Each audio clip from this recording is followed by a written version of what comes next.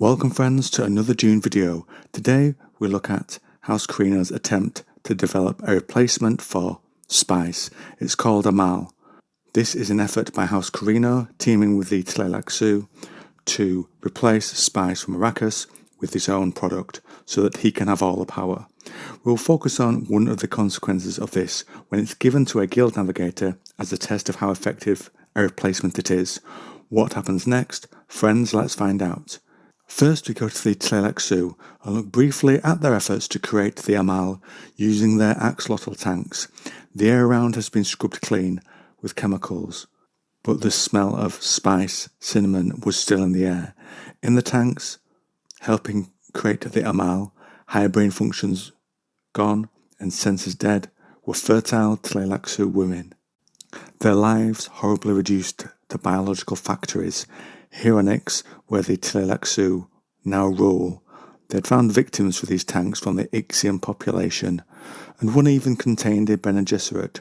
She had proven a better tank than the Ixian stock, and a device attached to her neck contained synthesized spice, the Amal we referenced earlier. The Tleilaxu wanted the other tanks to produce as well as she did. The Tleilaxu in charge tries the Ultra Spice, and after finds it has opened up his mind, removing mental blocks, and vast amounts of memories go through his thoughts. He sees new ways to improve product, and realizes some of his memories are from the Bene Gesserit. After this, Count Fenring gets on board a guild highliner as a maintenance worker.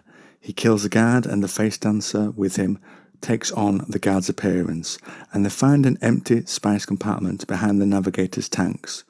Their Amal is stored to be tested in the highliner. They do this to at least one other ship. Later, a highliner emerges from fold space at the wrong point above Wallach 9.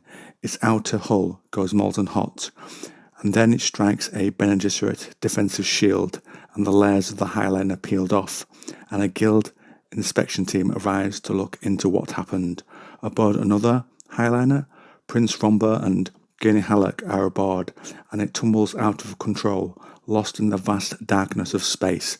The guild announce they are investigating. Romba, who is from Ix and has experience with the building of the highliners, says the error can only be the navigators. Gurney thinks of the food stored on board.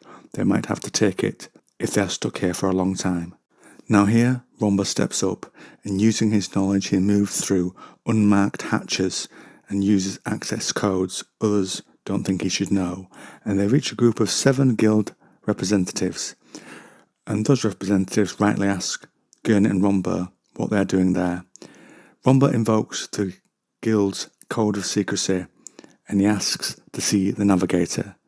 These representatives know who he is and know the secrecy that he has paid for.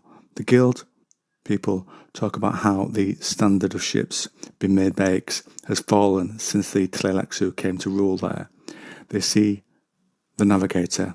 The chamber was a large, round-walled aquarium sealed with armoured glass and filled with the cinnamon-orange fog of melange gas. The mutated navigator, with webbed hands and atrophied feet, should have floated without gravity inside the chamber. Instead, the creature's distorted form lay slumped and motionless in the spice fog, its shrunken eyes glassy and unfocused. Romba goes inside the chamber.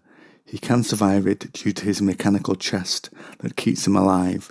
He says he has no human lungs inside, and in this way he is able to approach and speak with the navigator. The navigator is named Demur, and it speaks and says the spice he took was tainted and that he needs fresh spice. The issue is there is no backup on board, and checking with the crew, there is no official spice transport stored on board the guild highliner. Gurney suggests they could find some scattered throughout the ship's hold or go to noble families who consume it for their health. The navigator had also said they are in danger, and so they speed things up, and one guildsman says perhaps they are in the middle of some cosmic event that only the navigator can see. Either way, Gurney and Romba went on the search for spice, and Gurney knows some smuggling which he had done to himself to reach Caladan and enter the service of Leto's father. looked for an undeclared amount and found one, and leads a group of people on board that ship. He knew the crewman of this smuggler ship. A man named Pen Barlow was its leader, and as he gets there, spice is taken and given to the navigator, and the guild compensate the smugglers, though at a lower amount than they would have gained selling it properly. The tinted Amal is drained from the tanks and then fresh gas is pushed into the chamber. The navigator had not moved in an hour, and the spice revived him, and he can see a way home. And as the book tells it, the faltering navigator powered up the Holtzman engines, and, with a sudden jerk, the Highliner shifted and then spun over, righting itself in space. The ship lurched and the ship appeared above the planet junction, a central hub for the Spacing Guild. With his duty fulfilled, the navigator passed away, and Demer's body dissolved into the orange spice fog, and though he died as he had saved them, and this leads to the unravelling of the Emperor's scheme.